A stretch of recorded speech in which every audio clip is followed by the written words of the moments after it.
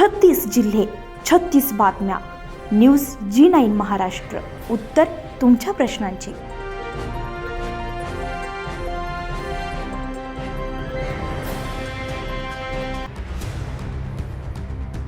देशाला स्वातंत्र्य मिळून अनेक वर्ष झाली तरी आम्हा गरिबांना अजून एक आधार कार्डही मिळू नये असा संतप्त सवाल करत पोशेरा ग्रामपंचायतीवर श्रमजीवी संघटनेचा विराट मोर्चा धडकलाय.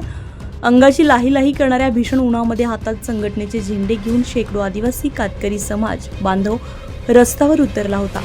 या आंदोलनामध्ये आपल्या पोटच्या लहान लेकरांना कडेवर घेऊन तासंतास उन्हात उभं राहिलेल्या माता भगिनींचे दृश्य प्रशासनाच्या डोळ्यात अंजन घालणारे होते.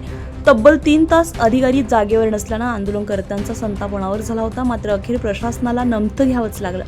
या मोर्चादरम्यान आंदोलनकर्त्यांनी प्रशासनासमोर आधार कार्डसह गावातील तीव्र पाणी टंचाई, जलजीवन मिशन, नळ योजनेची सद्यस्थिती, रोजगार हमीचे काम आणि गेल्या काही वर्षांतील विकास कामांचा हिशोब छायाचित्रांसह देण्याची मागणी लावून धरली आहे. देशाच्या स्वातंत्र्याला अनेक वर्ष उलटूनही पोशेरा ग्रामपंचायत हद्दीतील 0 ते 17 वर्षांच्या आतील आणि 18 वर्षांपेक्षा जास्त वय असणारे तब्बल 200 गरीब आदिवासी बांधव अजूनही आधार कार्डपासून वंचित असल्याचा गंभीर मुद्दा यावेळी उपस्थित करण्यात आला.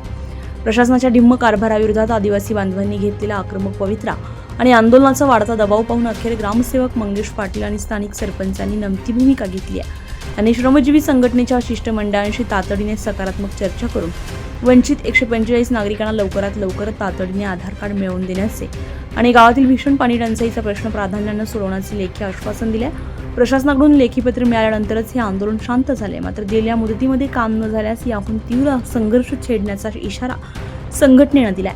या मोर्चामध्ये श्रमजीवी संघटनेचे पालघर जिल्हा उपाध्यक्ष अंकुश वड, मोखाडा तालुका निरीक्षक रघुनाथ चौधरी, तालुका अध्यक्ष ईश्वर भांबरे, तालुका सहसचिव रामदास वाघ, माजी तालुका अध्यक्ष पांडू मालक आणि संदीप पागारी प्रामुख्याने उपस्थित होते. तसेच अनिल वाघ, विनोद वळवी, गोकुळा वळवी या सक्रिय कार्यकर्त्यांसह संघटनेचे शेकडो सभासद, ग्रामस्थ बहुसंख्येने उपस्थित होते.